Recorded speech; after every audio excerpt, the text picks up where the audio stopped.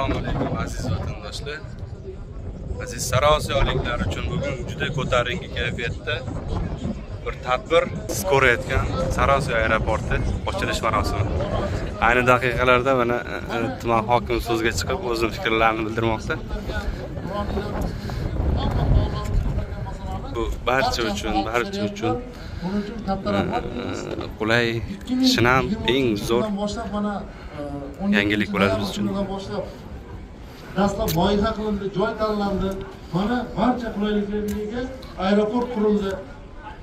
Hamma sharoitga mana keyin o'zlaring ko'rdilaring 72 o'ringa ega bo'lgan fuqaro aviatsiyasi samolyotga qo'ndi. Barcha shart-sharoit yetarli degan talablar qo'yilgandan keyin mana 30-may kunidan boshlab, ya'ni bugundan boshlab fuqaro aviatsiyasi to'liq qayta tiklandi. Buni yanada rivojlantirish rejalashtirilgan.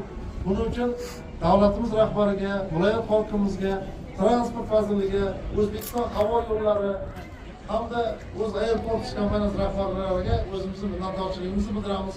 Mana bu yerda bugungi tadbirda respublikadan, vazirliklardan ishtirok etishyapti.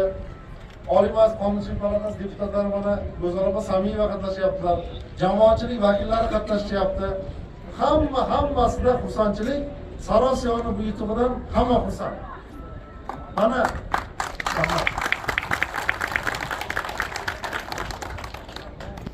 hududlarda, ya'ni tuman shaharda, viloyat markazi bo'lmagan tuman shaharlarda o'zini aeroportiga ega bo'lmagan tumanlar juda ko'p. 208 ta tuman shahar bo'lsa, mana Saraosiyo tumani ham bugun 6-tumanda maqomini oldi.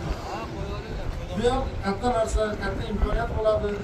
Shu fursatdan foydalanib, barchalaringizga mana Saraosiyo tumanida aeroport ochilganligi bilan xalqimizga xizmat qilish bilan tabriklayman.